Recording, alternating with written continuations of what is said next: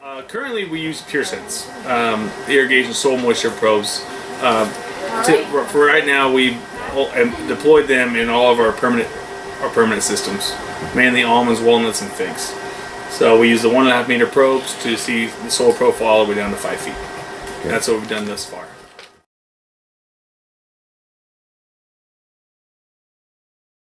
When my grandfather started in the 60s, it was all flood irrigation. And we were all flood irrigation up until about the early 90s. And that's when my father, he started putting in these systems, but even then we had one field here, one field there. Now we are right around about 90%. Some sort of micro pressurized system. We have about 10% flood blocks still.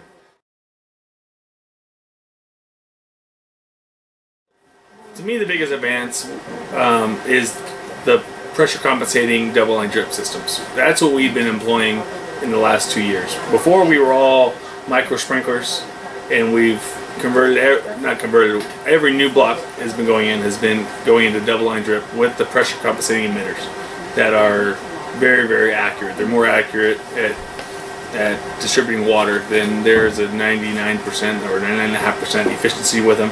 Which is very good. Technology is in the double line drip is very ahead of the sprinkler systems.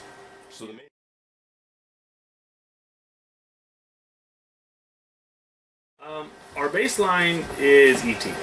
All right, we use our soil moisture monitor in conjunction with our applied water, but for the most part, we establish a baseline off of evapotranspiration. And so I'll make my baseline, I'll look at the forecast for the coming week, and I use the crop coefficient to where I think the crop's at where it stands, and I'll make my baseline and then reference my soil moisture monitoring as a tool. See some adjustments. Some blocks, they won't need as much. I would say plus or minus 20%. Some blocks, you look at it, it might have a bigger crop load. I may have misjudged my crop coefficient, and my soil moisture monitor is telling me otherwise. You can look at it, and some blocks are pulling very hard in between irrigations, and it's very hard to get them to go back up, and it just really depends on the soil type. But we have lots of little blocks the way we're set up, so we get lots, kind of like baseball, we get lots of little situations. We have a 40 acre here, an 18 acre here, a lot of different situations, right? Different soil type, different variety, rootstock. But there's no doubt the baseline, when I make my schedule for the week, it's all based on ET and crop coefficient.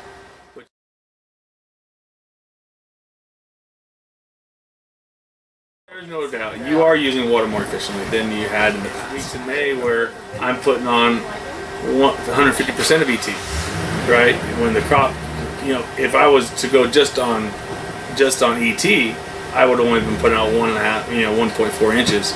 But you look at the soil moisture, right, and it just falls off, right? You can't, and you end up putting on over 2 inches of water, right? 2.25 inches just by looking at your soil moisture monitor. I see.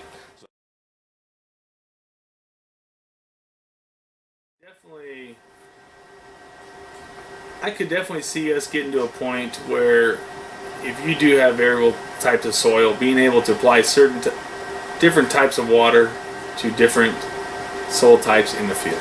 For now, you have a square block, you have your distribution is the same, and you could have a sand streak, a clay corner, some of that sort, and I believe maybe eventually you could, I'm sure even today you could build a system if you were confident enough that you knew how to farm this ground versus this ground. I'm sure you could build a system today that you could put more water in a corner or not.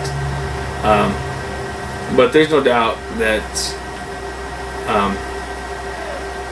the water use is going to be crucial. I know Australia and Israel have been very much further ahead on their irrigation technology than we have.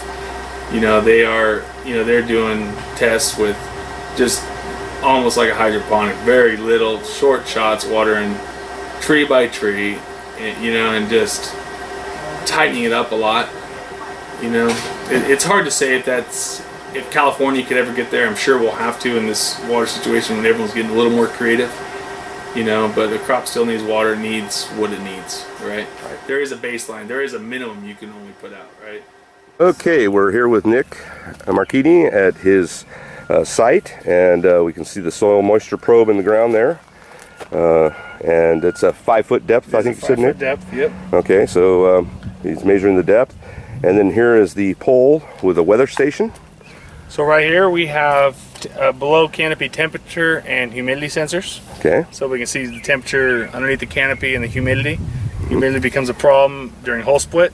You start getting all sorts of wood diseases that can affect it, summertime humidity. And then also above canopy you have your wind, your rain, and also another temperature and a temperature and humidity sensor. So this will, and it reports every 15 minutes, real time, what's going on out here. Okay.